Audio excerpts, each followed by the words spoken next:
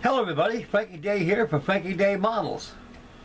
Okay fellas, for this Sunday I have for you my second entry for UK Modelers All at Sea group build. I think I posted last night as a sneak preview along with my video number 4 on my USS Brooklyn, my first entry. I worked on the Brooklyn pretty much all day today and pretty much last night after I uploaded the video. And I put it aside over there and let it dry handsomely for a while. And I'm resuming back on this. Okay guys, this is the one that sparked the Spanish-American War in 1898, February 15th, 1898. The USS Maine, the ACR-1, which is the armored cruiser, which is the battleship, USS Maine. Now, USS Maine was the first ship of the modern Navy, modern steel Navy, as a closing of the 19th century. And it was built by Bath Iron Works out of New York. Her overall length is 341 feet. And she has a crew, a company of plus officers enlisted of 365 men. Her armament consists of 6-pounders and 10-inch guns. And she can match up to any battleship that there is that they had. And so she was actually designated as a battleship. The same thing with the Brooklyn, although she's an armored cruiser, but as more ships came into view, she's redesignated as a cruiser instead of an armored cruiser. Now on the USS Maine was a coal-fired run vessel like they all were back in those days. And these pre-World War I dreadnoughts, so actually gave squat to dreadnoughts of World War I up to World War II. And the USS Maine was probably about 8 years old before she went down. Everybody knows the history of the USS Maine, so not too much in details there, but she was more than her mooring berth and Havana Harbor, probably about 25 feet of water, and not very deep out there. And she fell victim to her own engineer flaw, which is an ammunition magazine right up next to a cold bunker, and also a boiler system. And I imagine the designers of this vessel at the time didn't catch that, or they never thought of the unthinkable of something that could spark this at the magazine or explode. Using the kind of engineering back in those days was pretty much it's pretty much advanced Civil War technology. It was about 30 years after the Civil War came to an end. We were making a lot more better ships, but still following the construction of those ironclads into what they had now with the new battleship, with the battleships that participated in the Spanish-American War, like the Maine and the Brooklyn and the rest of them.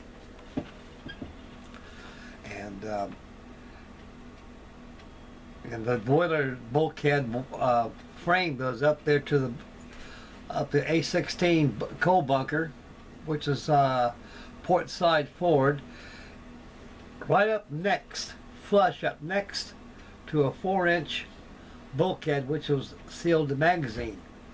It had all that gun cotton and all them shells in there. And like I say, there's no ventilation on board those ships, fellas. The only ventilation these things had at the time was cowling vents, and they're removable. Wherever the wind came, they can crank it around and catch the wind. Of course, all the wind will go through the ventilation system to a trunk line through the ship and disperse fresh air from above. And they're still hot. When I was in the Navy, I was aboard about 5 ships that didn't have no air conditioning. And these ships were state-of-the-art at the time compared to these things. And it was hot down there.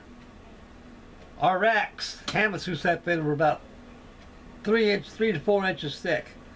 I take my hammock, threw it over my shoulder, went up top side on a weather deck, threw my fart sack down on the deck, had a good night's sleep with some fresh sea air. And sometimes I have a flying fish and will fly on me once in a while once I lay down on the rack. You get a lot of flying fish out there in the South Pacific out there, fellas. Every time we sweep and swab down the decks like that, get a ship a clean sweep down fore and aft and all ladder wells and passageways, you always find all kinds of flying fish laying around there. You just pick them up them over the side. So mark my little devils can fly. But they just choom right across the water. So anyway, it's hot down below. With the combination of heat and humidity from Cuba and the harbor, and plus down below with a boiler going underway and a smoldering fire, that's what did it. But you got to realize all the Joint Chiefs and the militarists on the home fires, they wouldn't stand a reason that there's a possibility that there could be an accident. At the time, between Spain and the United States of America, it was very futile. I mean, we're just waiting for one of you, waiting for somebody to start something to get this war going. Even a bad fart in the wind was started. So if this ship would have blown up in private waters of the stateside, a berth in the harbors up to a pier in the States, it would be looked at as an accident. But on foreign soil, they didn't look at it that way. So she sparked the Spanish-American War, and she laid in Havana Harbor for about 10 or 11 years or so. No more, about 11 years, and became an eyesore to all the people in Cuba. They wanted her out of there. And it was a good thing we got it out of there too, because they went down there and they built a copper dam around it. And they flushed all the water out of it, went down below and got all the sea sailors, which weren't blown over the side during the explosion. They were actually taken to Key West, Florida, with the shipmates and buried along the next side of them as well. And she was patched up, put a wooden bulkhead on her, and she refloated her. Took her about a couple miles out of the channel, and they sunk her about 3,500 feet of water. And she's still down there today. Okay, we're going to take a look at the Maine. There she is right there, fellas.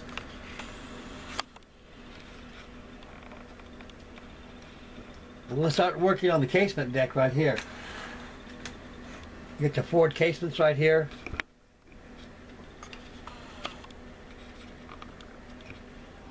Right here, I got your 6-inch gun. I got that roll of tubing with fused paper.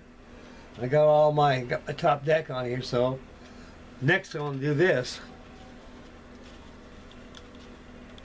I'll leave them free shake and go about like this.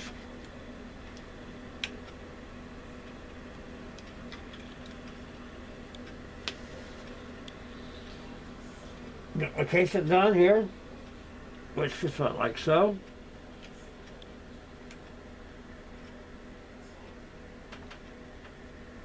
A very clean kit, very nice kit. As a treat for me, to you guys out there, any of you modelers out there, want to build one of these Maine battleship, try that paper, I can send you the files. And you guys take them out of Kinko's, take them out of Office Max and blow them up like I did here, and you got yourself a battleship Maine.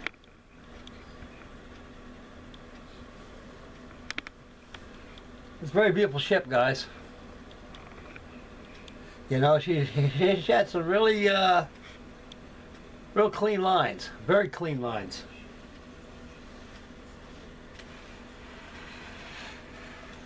Turn it around, kind of about. Starboard quarter. You got those big old screws right there. She has. Only one propeller blade is in Washington D.C. There's been a lot of guys up there who salvaged stuff off this thing, you know, before they towed it out to sea back in 1911 and sunk her.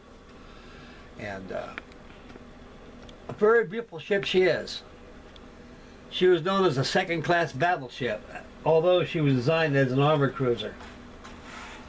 But the USS Maine was a battleship.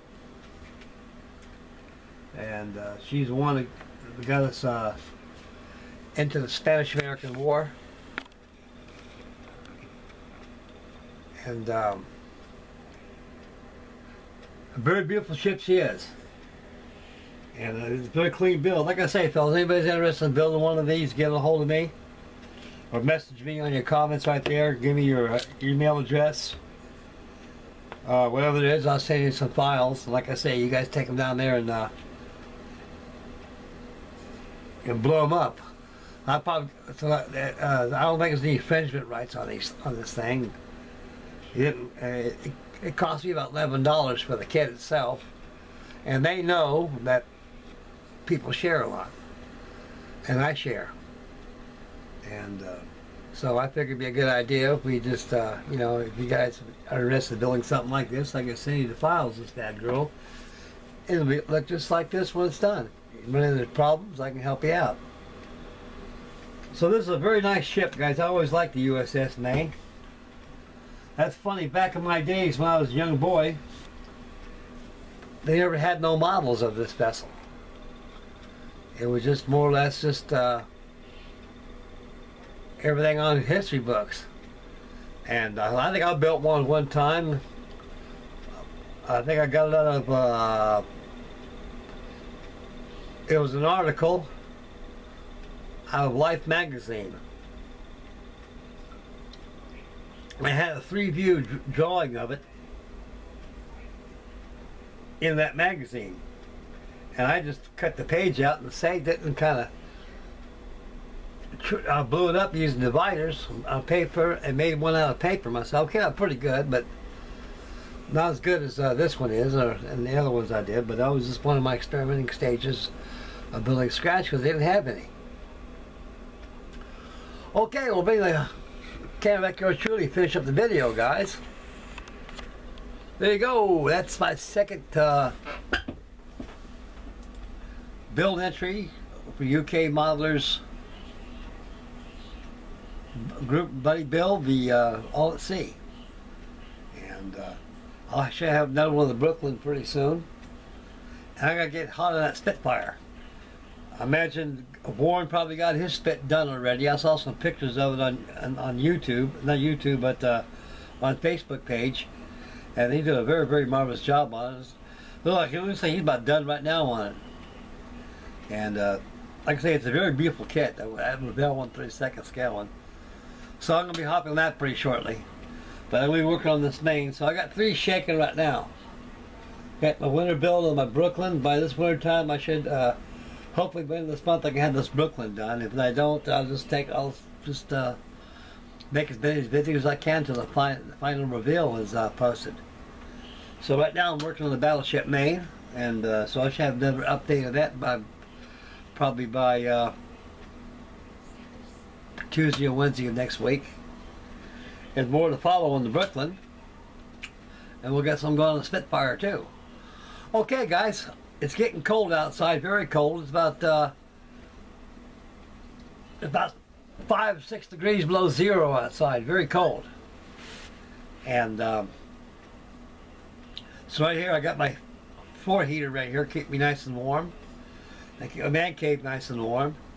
I'm gonna sit here, upload this video, and work on the battleship Maine for a while, and get on YouTube around and see if I can visit some channels I can comment on as well. And that'd be it. And nothing more than that. Well, fellas, that's about it for the night. This is into Sunday for me, and this for the Maine.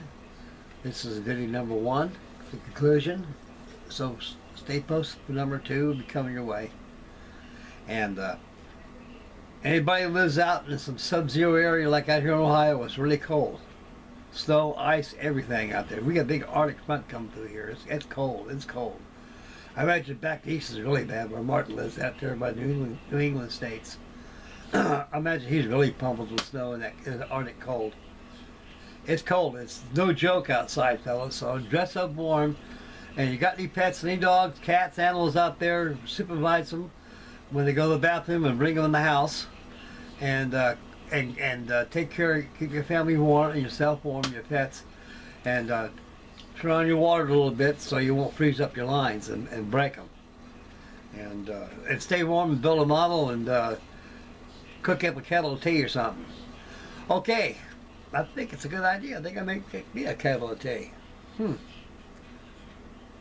I think I'll do that right after this video. Okay, Frankie Day signing off. Make mama happy. Take care of yourselves, guys. And take care of your babies. Take care of yourselves. Spend wisely. Stay focused on the road. And buy yourself a model. Keep warm. Keep out of this deep freeze. It's not good. Not good out there. And a lot of people get killed out there. Be careful. Heart attacks, strokes, you name it. So it's cold like that. Let it do its thing. It'll blow away. Another day you get to go outside and have fun. Okay, I'm going to have some fun right now. Frankie Day out of here for Frankie Day Models, signing off. I catch you guys on the next update, so stay posted. I love you guys. You guys take care, fellas. We'll see you guys next video. And thank you very much for the beautiful candid comments I've been getting. I'm slowly commenting back. So, I read them, and I'm very honored. Thanks, guys. You guys take care, boys.